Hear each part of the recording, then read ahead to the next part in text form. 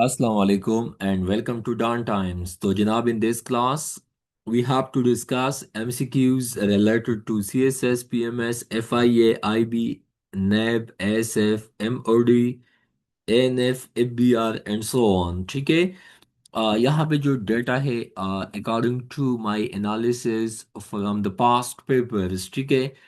तो यहाँ पे मैक्सिमम पॉइंट्स आप लोगों को एग्जाम्स में भी देखने को मिलेंगे ठीक है। बाकी ये इंडो पाक हिस्ट्री का भी सिलेबस का हिस्सा है। इसके अलावा लास्ट टाइम जो एमओडी का एग्ज़ाम हुआ था तो वहाँ पे भी बहुत सारे एमसीक्यूज इसी पोर्शन से थे ठीक है। Consolidation of British era. तो मैं मेन मेन पॉइंट्स जस्ट यहाँ पे बताता चलूँ। सो मिकाले मिनट्स के हवाले से पूछा गया था। ये एमसीक्यूज है कि मैकाले मिनट्स कब आए थे 1836 से लेके 1837 तक ठीक है। इसके अलावा वुड डिस्पैच के हवाले से पूछा जाता है कि वुड डिस्पैच तो ये 1854 को। इसके अलावा हमारा जो इंडो पाक हिस्ट्री का या प्री पार्टीशन का जो डेडिकेटेड पोर्शन है तो वो आप लोग C S S P M S के लिए डिस्क्रिप्टिव पार्ट में हमारे साथ ज्वाइन कर सकते हैं। ये जस्ट आप लोगों को पॉइंट्स एंड डेटा बताना है। इंडियन कौंसल एक्ट में क्या है इसमें क्या कुछ था तो वो हम डिटेल में अपने उस पार्ट में इंशाल्लाह we will cover. But first time ये आया था 1861 को ठीक है। और इसमें वायसराय को एम्पावर किया गया था। इंडियन कौंसल एक्ट अभी 1892 में भी आया था। अभी इसमें किया था number of local people increased in legislative councils. उसके बाद एक और एक्ट आया था ठीक है, गवर्नमेंट ऑफ इंडिया एक्ट 1909। तो Muslim were given the right of separate electorate. उसके बाद in government of India act 1909 ठीक है। मॉन्टी क्लेम्सफोर्ड रिफॉर्म्स तो ये 1919 में आए थे। तो ये भी बहुत इंपॉर्टेंट डाटा है जो कि आपको आगे एग्जाम में हेल्प देगा इंशाल्लाह ठीक है। तो ये पॉइंट्स आप लोगों को first act 1861, second 1892, next one 1909, fourth one 1919 ठीक है। ये प्लीज आप लोगों को आना चाहिए ठीक है। उसके बाद मोंटी या मोंटेगो चेम्सफोर्ड या क्लेम्सफोर्ड रिफॉर्म्स में किया था। Six were given the right of separate electorate ठीक है। उसके बाद ईयू अडॉप्टेड कोलोनाइजेशन इन 16th सेंचुरी। बाकी यूरोप से कौन आए थे, वास्को डिगामा साहब आए थे इंडिया में। ईस्ट इंडिया कंपनी कब इस्टेब्लिश की गई तो जनाब ये क्वीन एलिजाबेथ वन के टाइम पे ठीक है ईस्ट इंडिया कंपनी इस्टेब्लिश की गई थी।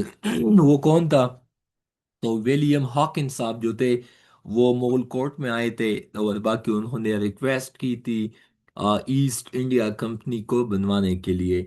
East India company first of all Madras में 1610 में बनी थी, बाकी बम्बई में 1611 में बनी थी। तो ये बहुत बहुत बहुत इंपॉर्टेंट एमसीक्यूज है। अब ब्रिटिश ने इनको कब ऑक्युपाई किया था 1843 को। इसके बाद title of governor general change to that of viceroy तो ये 1858 को। उसके बाद East India Company occupied Punjab तो ये 1849 को ठीक है। ये ऑक्युपाई किया गया था ठीक है। उसके बाद अगेन बताते चलूँ कि यूरोपियन कब आए थे 16th सेंचुरी को। कौन आया था पहले इंडिया को एक्सप्लोर करने के लिए, वास्को डिगामा साहब। ईस्ट इंडिया कंपनी कब इस्टेब्लिश की गई, क्वीन एलिजाबेथ वन के टाइम पे। विलियम हॉकिन मोल कोर्ट में गए थे। बाकी वहाँ पे फर्स्ट ईस्ट इंडिया कंपनी ने मद्रास में दिन बम्बई में अपने वो कहते हैं ना कि अपने पाँव को मजबूत किया था। ब्रिटिश ईस्ट इंडिया कंपनी 1843 को। Title of governor general were change to that of viceroy 1858 को। ईस्ट इंडिया कंपनी ने पंजाब को कब ऑक्युपाई किया था 1849 को ठीक है। बहुत इंपॉर्टेंट डाटा है ये, प्लीज नोट डाउन इट।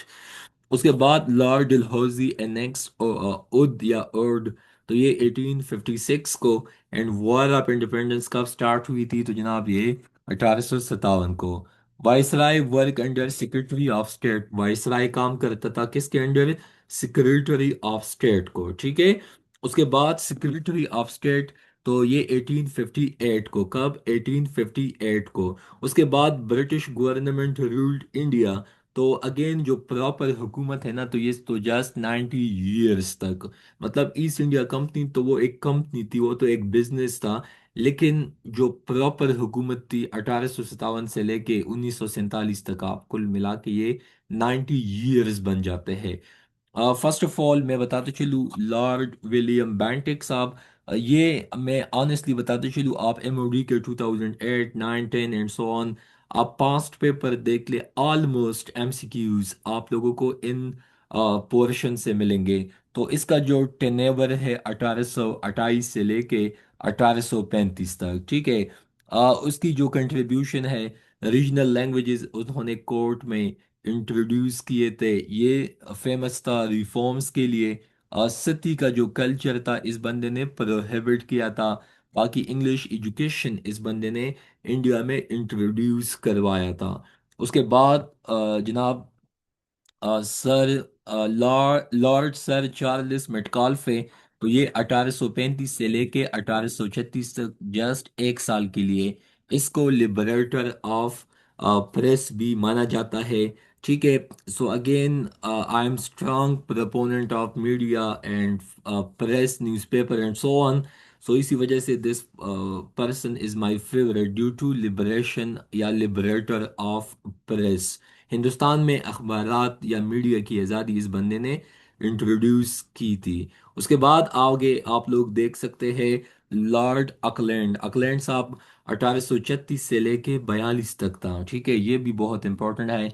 तो again Eden Garden of Calcutta इस बंदे ने इस्टेब्लिश किए थे, एंड फर्स्ट अफगान वॉर भी इस बंदे के टाइम पे हुआ था। उसके बाद लॉर्ड एलन बोरो वन, ठीक है, तो इसने सिंध को फतह किया था, इसने स्लेवरी कल्चर को एबॉलिश किया था। ठीक है, तो इस बंदे के खाते में ये दो ही कारनामे आते हैं। उसके बाद लॉर्ड हार्डिंगे, इस्लामिया कॉलेज पेशावर में इसके नाम से एक हॉस्टल भी है। तो जनाब इसका टाइम स्टार्ट होता है 1844 से लेके 1800, मतलब 1848 तक, तो ये कुल मिला के 4 साल बनते हैं। उसने declared war against Sikh in 1845, declared that all appointment in public services were to be given to those who had knowledge of English education, ठीक है।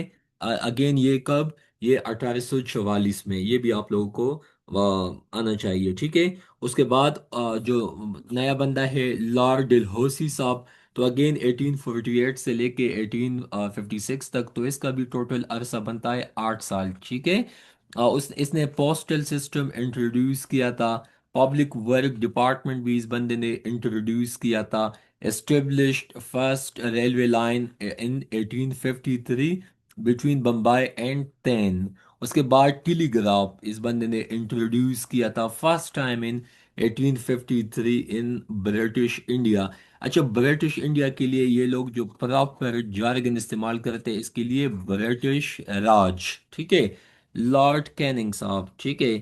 तो वैसे फर्स्ट वाइसराय ऑफ इंडिया ये बहुत इंपॉर्टेंट है। गवर्नर जनरल ऑफ इंडिया कब से कब, तो ये 4 साल के लिए बने थे, 1858 से लेके जनाब 1862 तक। ये लास्ट गवर्नर जनरल था and first viceroy of India थे। कौन, लॉर्ड कैनिंग साहब, ठीक है। उसके बाद विडोज री मैरिज एक्ट भी इस बंदे ने इंट्रोड्यूस किया था। किसानों के लिए भी इस बंदे ने काफ़ी सारे रिफॉर्म्स किए थे। University of Calcutta, University of Bombay, University of Madras in 1857 इस बंदे ने इस्टेब्लिश किए थे, ठीक है। हाँ, बंदा तो अच्छा है क्योंकि एजुकेशन के हवाले से इसने काम किया है, so we must appreciate it. उसके बाद लॉर्ड इल्जिन साहब, तो इसने imposed taxes and reduce military expenditures, ठीक है। इन्होंने हिंदुस्तान में टैक्सेशन का सिस्टम इंट्रोड्यूस किया था। वैसे तो शेर शाह सूरी साहब ने इसको किया था, but I am talking during British Raj के टाइम पे। तो उन्होंने टैक्सेस को इम्पोज किया था। बाकी मिलिट्री के जो एक्सपेंडिचर्स थे, डिफेंस जो बजट था, उसको कम किया था, ठीक है। उसके बाद ये वायसराय भी रहे 1862 से लेके 1863 तक, जस्ट एक साल के लिए। उसके बाद लॉर्ड लॉरेंस साहब, ठीक है, तो again chief commissioner before viceroy of Punjab, special attention to farmers, canal and railway line इस बंदे ने इस पे बहुत काम किया था। इंडियन फॉरेस्ट डिपार्टमेंट, वैसे पाकिस्तान का जो फॉरेस्ट डिपार्टमेंट है वो पेशावर में मौजूद है, ठीक है। जिसको हम कहते हैं ना फॉरेस्ट बाजार, पेशावर यूनिवर्सिटी के बिल्कुल बैक साइड में, ठीक है। हमारा असल में लास्ट पीएमएस वहाँ पे हो गया था, ठीक है। बहुत अच्छा यूनिवर्सिटी है, डिपार्टमेंट है, आप वहाँ पे विजिट कर सकते हैं। उसके बाद लॉर्ड मायो साहब, ठीक है।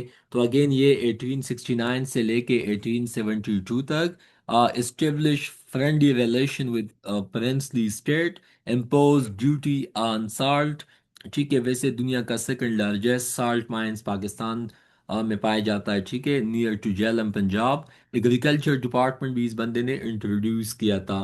First time census in India 1871, कई दफ़ा ये एमसीक्यूज आया है एग्जाम में। उसके बाद लॉर्ड नॉर्थ ब्रूक साहब, तो ये 1872 से लेके 1876 तक इन्होंने टैक्सेशन को कम किया था। ऊपर हमने कहा ना कि जो उससे पहले जो वायसराय साहब थे, जैसा कि यहाँ पे आप लोग देख सकते हैं, लॉर्ड एल्जिन, उसने टैक्सेशन को इम्पोज किया था, जबकि इस बंदे ने कम किया था, ठीक है। And put an end to unnecessary law making, मतलब वो कहते हैं ना कि बम्बार्डमेंट ऑफ लेजिस्लेशन, इसको कम किया था, ठीक है। उसके बाद आपको ये भी पता होना चाहिए कि इसके टाइम पे फेमाइन आया था बिहार एंड बंगाल में, जिसमें मतलब लाखों लोग मर गए थे। उसके बाद लॉर्ड लेटन साहब 1876 से लेके 1880 तक सिविल सर्विस सिस्टम इस उन्होंने इंट्रोड्यूस किया था, and decided that Indian must be given, मतलब जॉब्स उनको देने चाहिए, एंड फ्री ट्रेड पॉलिसी, ठीक है, लिबरलाइजेशन, ग्लोबलाइजेशन, ठीक है, रीजनलाइजेशन पे ये बंदा बिलीव रखता था, ठीक है। उसके बाद लॉर्ड रेपन साहब, ठीक है। तो आप लोग यहाँ पे देख सकते हैं, इसको father of local government system in India भी माना जाता है। इस बंदे ने वर्नाकुलर एक्ट भी रिपील किया था। उसके बाद Lord weapon resolution on local self government, Pakistan के आर्टिकल 140 ए में वैसे लोकल गवर्नमेंट के हवाले से डिस्कशन है। इसके अलावा म्यूनिसिपल कॉरपोरेशन इन इंडिया, मतलब ये भी इन्होंने इंट्रोड्यूस किया था वहाँ पे, इलेक्शन एंड सो ऑन। उसके बाद लॉर्ड डफरिन साहब 1884 से लेके 1888 तक, ठीक है, ये भी 4 साल के लिए था। Establishment of Indian national Congress, ठीक है, 1885 में, 1885 में, ठीक है, इंडियन नेशनल कांग्रेस की बुनियाद रखी गई थी, जबकि मुस्लिम लीग की 1906 में, ठीक है। उसके बाद आगे आप लोग देख सकते हैं लॉर्ड लेंसडोन, ठीक है, 1888 से लेके 1894 तक, कुल मिला के ये 6 साल बनते हैं। इंडियन फैक्ट्रीज एक्ट 1891, हम जब पॉमडी में थे फाइनल ईयर में, हमने एक एक्ट को स्टडी किया था, फैक्ट्रीज एक्ट। ये जो फार्मास्यूटिकल मेडिसिन के कारखाने हैं, वहाँ पे जो अद्वियात बनते हैं, तो वहाँ पे जो एम्प्लॉयज़ की पैकेजेस, सैलरीज, वहाँ का जो internal system and so on, ठीक है, वो तमाम बेसिक्स, तो वो एक्ट हमने स्टडी किया हुआ है इन डिटेल में। बट इंडियन फैक्ट्रीज एक्ट के हवाले से भी वो एक्ट इस बंदे ने इंट्रोड्यूस किया था। Appointment of the Durand commission, तो अगेन ड्यूरेंट लाइन का जो मसला है बिटवीन इंडिया एंड अफगानिस्तान, आजकल आपको पता है दिन दोनों मुल्कों के दरमियान स्कफल है, बाकी bombardment and so on, propaganda, cyber domain पे काफ़ी चैलेंजेस है। तो अगेन ये ड्यूरेंट लाइन का जो इशू है, मतलब अभी तो पाकिस्तान के लिए it's a non issue, but अफगानी लोगों ने इसको इशू बनाया है। बट अगेन ये जो ड्यूरेंट लाइन है ना, इसको कब ड्रा किया गया था? 1893 को। लॉर्ड एल्जिन टू 1894, 1894 से लेके 1899 तक, इसके टाइम पे भी ग्रेट फेमाइन आया था, ठीक है, 1 साल के लिए। Lord Curzon partition of Bengal 1905, ठीक है, और बाद अगेन 1899 से लेके 1905 तक, ठीक है। ये भी बहुत इंपॉर्टेंट वन है। उसके बाद लॉर्ड मिंटू साहब viceroy of India in 1905, Shimla deputation, CSS PMS का टॉपिक है। सर आगा खान की मीटअप लॉर्ड मिंटू साहब से। मिंटो मोरले रिफॉर्म 1909 का जो एक्ट है, इसमें सिपरेट इलेक्टोरेट का जो मेंशन है। तो अगेन ये आप हमारे पाकिस्तान अफेयर्स के सेशन में डिटेल में इन चीज़ों को समझ सकते हैं। लॉर्ड हार्डिंगे 1910 से लेके 1916 तक, again cancellation of partition of Bengal इसके टाइम पे हुआ था। कल capital shift from Calcutta to to Delhi 1911 में। आज वैसे पाकिस्तान का इस्लामाबाद, इंडिया का न्यू दिल्ली। बनारस हिंदू यूनिवर्सिटी भी इस बंदे ने बनवाई थी। ठीक है। बाकी आपको पता है लखनऊ पैक्ट 1916 में हुई थी ना। तो अगेन ये भी उसी के ही टाइम में। ठीक है। उसके बाद लॉर्ड चेम्सफोर्ड। ठीक है। कुछ लोग इसको क्लेम्सफोर्ड कहते। Again as you want to pronounced it, हमारे काम है कि आप लोगों को तो जस्ट मैसेज डिलीवर हो। तो नॉन कोऑपरेशन मूवमेंट जो गांधी साहब ने स्टार्ट किया था इसी के ही टाइम में। ठीक है। एंड अगेन आप लोग देख सकते हैं कि जो एक्ट पास हुआ था 1909 का, वो भी इसी के ही टाइम में। तो ये कुछ इंपॉर्टेंट पॉइंट्स थे जो कि आप लोगों को आने चाहिए। ठीक है। Famous viceroys and governor generals. ठीक है। सेटलर कमीशन इन इंडिया इसके टाइम पे बना था। ठीक है।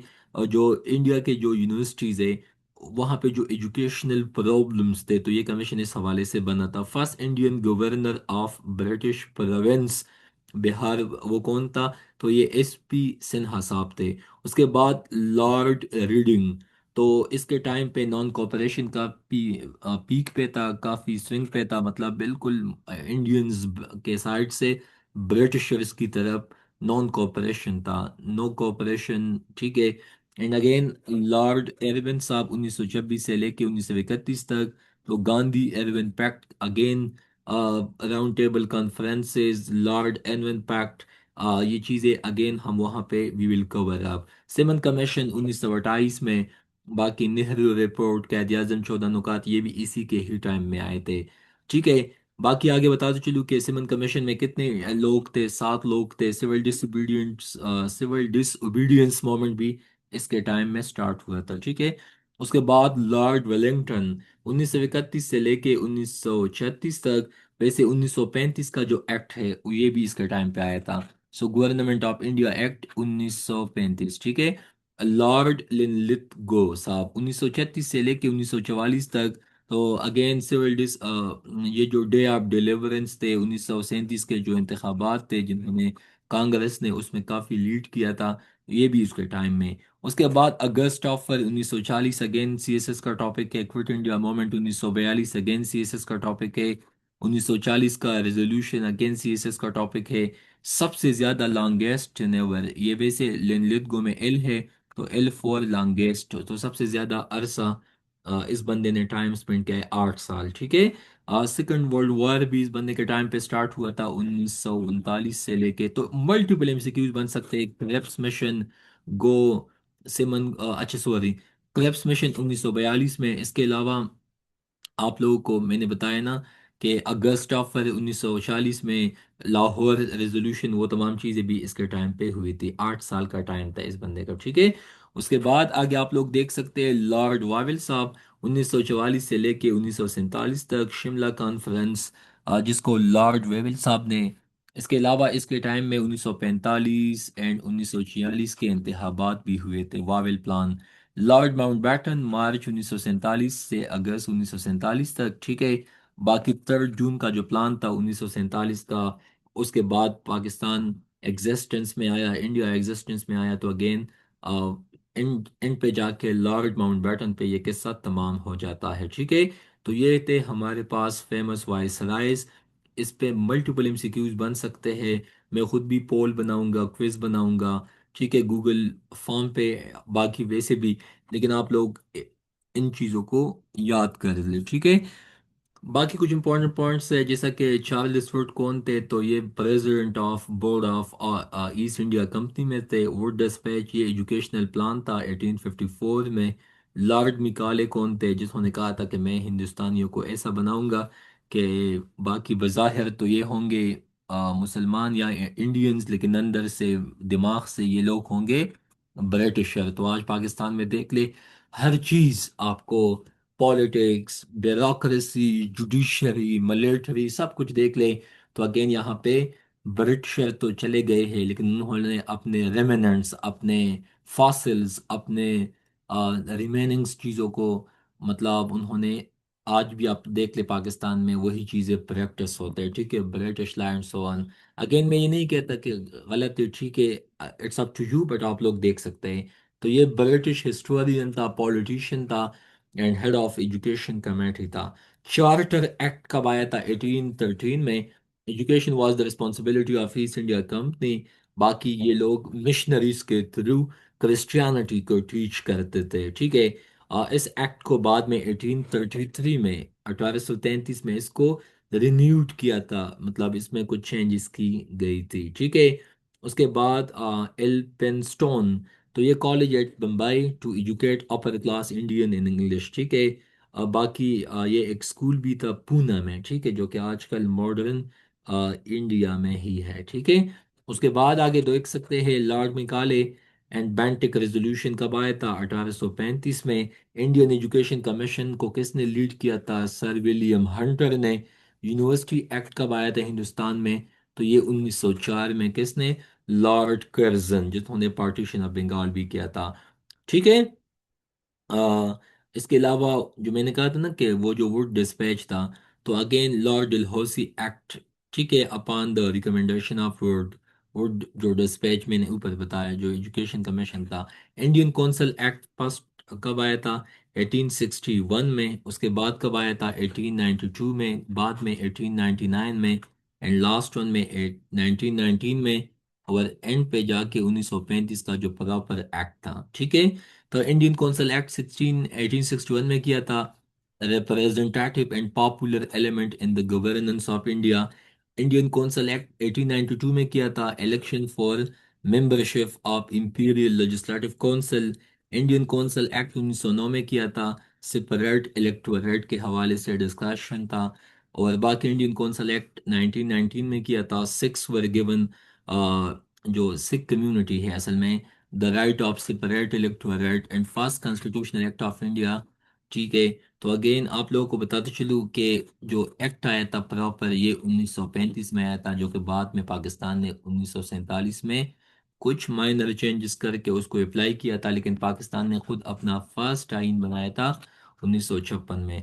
So it's all for today. उम्मीद है कि आप लोगों को बहुत कुछ इस लेक्चर से सीखने को मिलेगा। Stay connected with don Times. आप लोग हमारे जो सेशन अभी कंटिन्यूएशन में है, ठीक है, उसके चार्जेस मैंने कम किए हुए हैं, ठीक है। क्योंकि मतलब काफ़ी स्टूडेंट्स ने रिक्वेस्ट की है कि सर हमें रिलीफ दे, तो बिल्कुल मिनिमल चार्जेस भी अभी मैंने फिक्स किया हुआ है, ठीक है। मैं चाहता हूँ कि आप लोग जो आगे एमओडी का एग्ज़ाम है, एएनएफ का एग्ज़ाम है, एएसएफ का एग्ज़ाम है, आगे केपीपीएमएस का जो एमपीटी आने वाला है, ये तमाम चीज़ें आप लोगों को वहाँ पे इंशाल्लाह हेल्प देगी। So stay connected with don Times, you can reach out toward us. बाकी मैंने अलग से एक व्हाट्सएप कम्युनिटी बनाया है, वहाँ पे हम डेली बेसिस पे पोल्स बनाते हैं, क्विजेस बनाते हैं। I do share lecture link as well as Zoom link, data का पीडीएफ में वहाँ पे बेचता हूँ and so on. So stay connected with don Times and please share and subscribe the channel. बाकी व्हाट्सएप कम्युनिटी में भी आप अपने कुलीग्स, फ्रेंड्स एंड मैट्स को ऐड कर सकते हैं। Thank you so much. Long live Pakistan. अल्लाह हाफिज़।